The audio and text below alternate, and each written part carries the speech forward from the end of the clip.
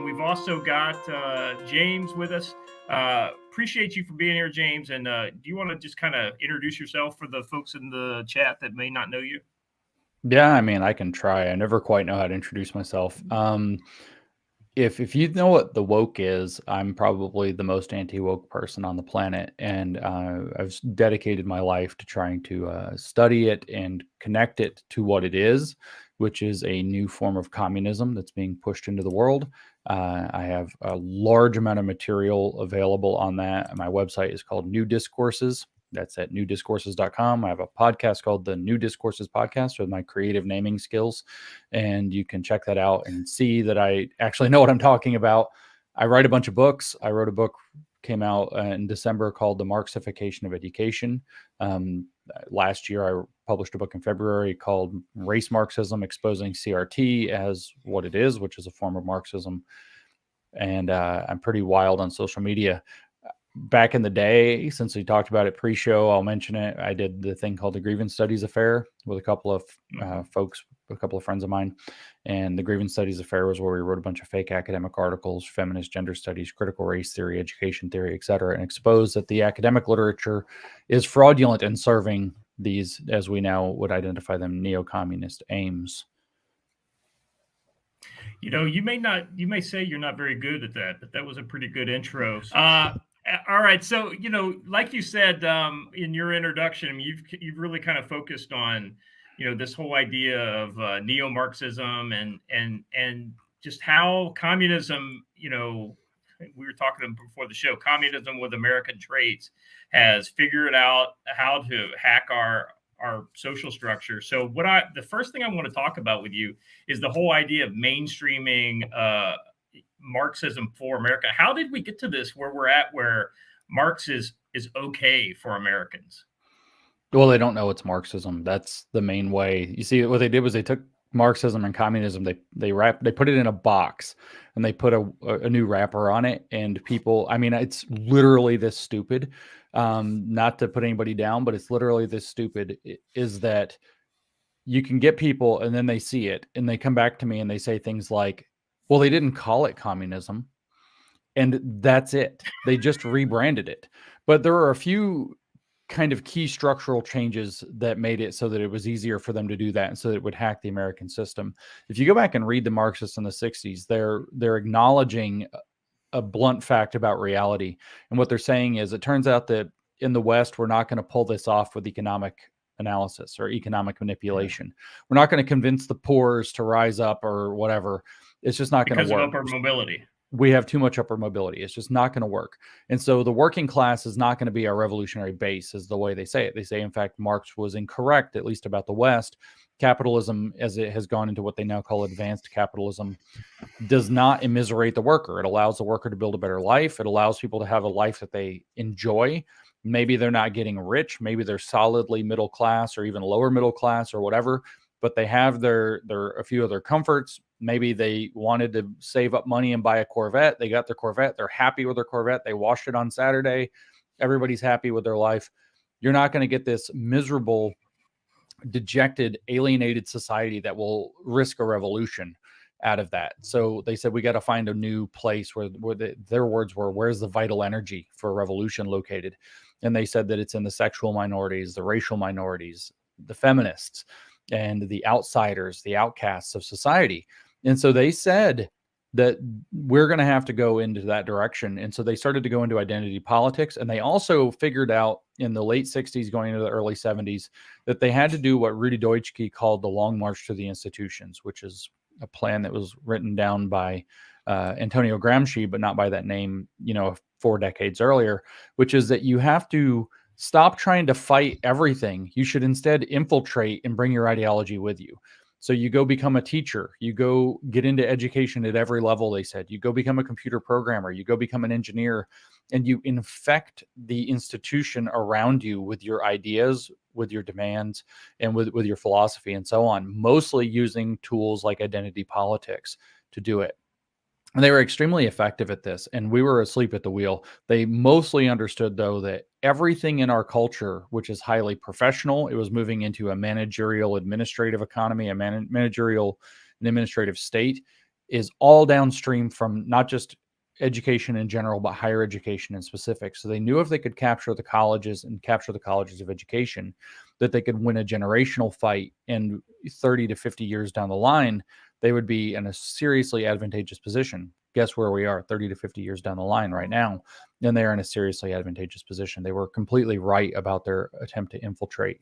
And so by taking over education in particular, they were able to get under the skin. We always hear America has whitewashed education from these critical race lunatics, race Marxists.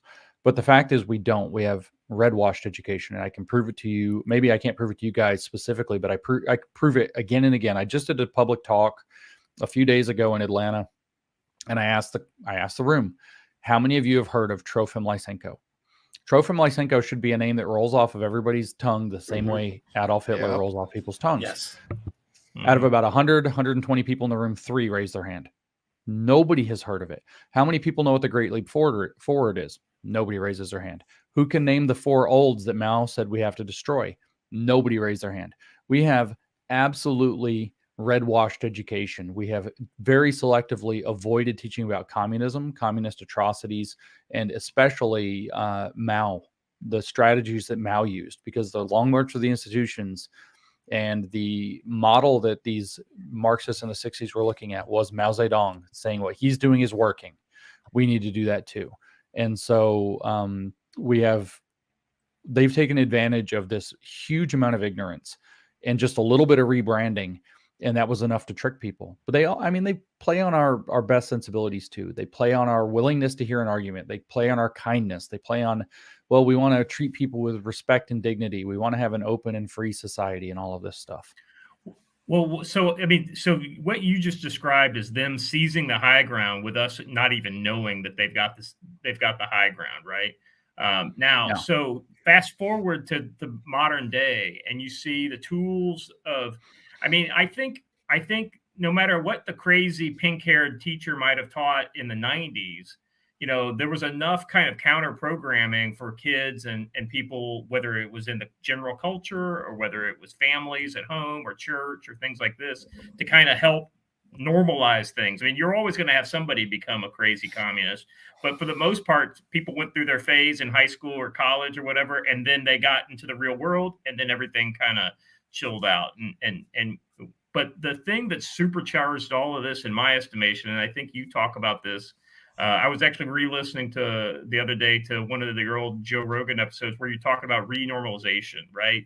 And so kind of just quickly talk about that and how social media has allowed this thing to occur that just wasn't happening in the 90s and the 80s. Well, even before social media, we should talk about the fact of what I just said, is that they're infiltrating these institutions and they're bringing these people in. So maybe you get 3 or 4% of your workforce in any given institution or company or whatever is now bought in. They picked up these ideas in college and they went out into the real world, and you think the real world's going to fix them. The real world doesn't fix them if they're absolutely fanatically adhering to this. And this is the idea of renormalization, and social media can put it on steroids. But what happens is if you have a small group of people, and I don't know what the crucial percentage is, it's certainly less than a quarter. I would guess it's probably as small as 3 or 4% who are absolutely intolerant. They can bend the entire organization around them if the organization is hell-bent on catering to them. And so the kind of classic example is you end up with a teenage daughter in a family who decides she's vegan and she can't eat anything else. So what that does is it puts the whole family in a bind. Whoever's cooking dinner now has to decide, what do I do? Do I cook 2 meals? Do I just cook vegan food? Do I, what do you do? And it turns out to be kind of hard. And, maybe she's complaining that there's non-vegan food being cooked. Well, it touched the same pan. I can see the meat. I can smell this bacon grease, whatever, And so it gets very difficult. And the easiest solution after a little bit of a fight is, well, we're just going to be vegan together now. And so then the whole family renormalizes around the one intolerant person. You can take this, if you get a small percentage, again, 3 to 5% of the group in an institution absolutely says, these are our values. We're not changing. We're going to be a pain in the butt about it constantly. We're going to create liability structures for you legally. There's a civil rights lawsuit on the other side of not making me happy, giving me my way all the time. Or in the trans phenomenon we're seeing now. If you don't give me my way and everything I demand all the time, I'm going to kill myself. And so somehow you're responsible for their literal suicidal mental illness and taking care of it. If you don't cater to them and bend around them, then some bad thing is going to happen. Then they can renormalize an institution. So social media takes this to another level because these activists are creating networks and they're creating communities online, and they lay out community guidelines. And it's the same deal. If you don't give them all of their way, then they're completely intolerable to work with. They'll struggle session you, they'll pile on you on social media, they'll ruin your life, they'll try to get you fired.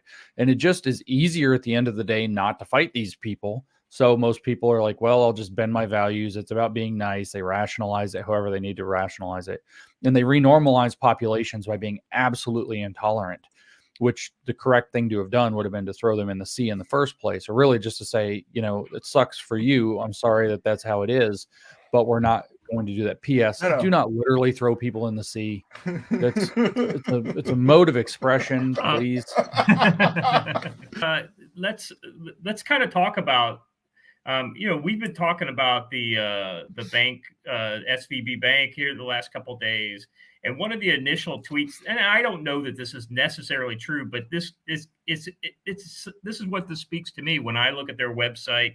This is the failure of woke banking, right? And so this kind of goes to what you're talking about. So this is the kind of bleeding edge of this, you know, cultural neo-Marxist kind of stuff, is how it infects institutions and actually corrodes them like a cancer from within. So do you want to talk about just real quick the idea of like diversity, inclusion, diversity, equity, and inclusion, and ESG, and how these are related to this kind of, you know, this Marxist movement within society?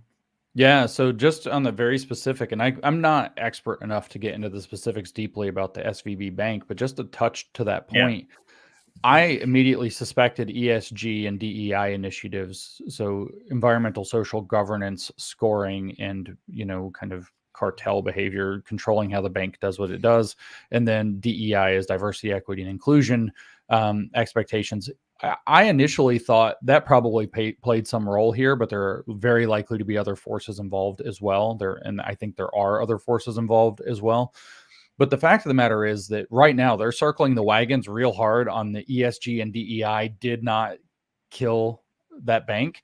And so I call this the iron law of woke overreaction. They overreact. They signal to you what's really going on by what they freak out about.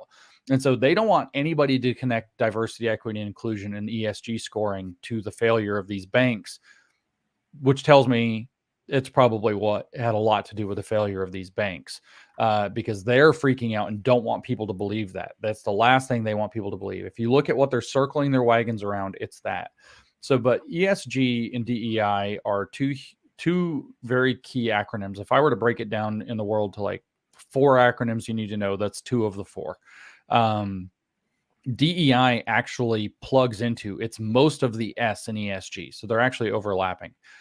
If these were completely benign, which they're not, they're communism, but if they were completely benign, they would still be a problem within the business universe, because now rather than focusing on the objectives, in this case, whatever it is that a bank is supposed to do, it's diverting some of its attention and resources to achieving whatever diversity, equity, inclusion, and ESG are supposed to do.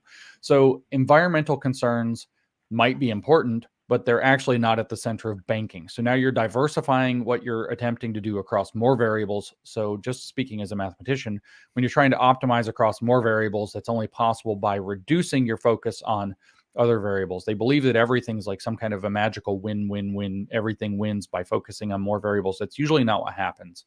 But in this case, DEI is communism. I mean, it's straight up. We should call it DEI. The reason was somebody in Oklahoma just said it openly in a public space, like in front of a I don't know if it's like a state meeting or whatever, but in like one of these kind of public meeting Congress kind of looking environments.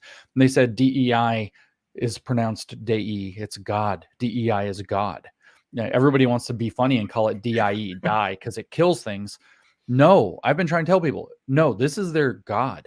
This is what they see it as. But it really, if we were not taking that so seriously, we would put it as EDI. Yeah, that's it. Yeah. DEI has got Fox News. My friend Mark Owsley actually brought that to the attention of everybody, and Unwokeable, you should follow him if you haven't followed him. But so EDI is equity first. What's equity? Equity is an administered political economy that adjusts shares so that citizens are made equal. That's socialism. Equity is, like I said, they just took the old thing and put it in a new box and nobody can see it. So equity is socialism expanded to include social and cultural capital. So now what we have is literally socialism. Diversity is the excuse by which they install experts in diversity, which are commissars. Those are the people that are going to enforce the program. They aren't actually hiring women or LGBTQ, whatever the hell that is. There's no such person. Nobody can be a lesbian and a gay at the same time. There's no such thing. And there are huge ideological rifts. It's a fake political coalition hammered together for mass line purposes. But the fact of the matter is they're not hiring racial minorities or sexual minorities or women. They're hiring people who have, and they say this explicitly in a lot of their documents, so they have expertise in diversity. What does that mean? It means they have a critical consciousness of what it means to hold that social or cultural position. In other words, they're hiring people who have an awakened Marxist consciousness. They're hiring the people who are being brought in to infiltrate with the values, just like those 60s Marxists said that we had to do.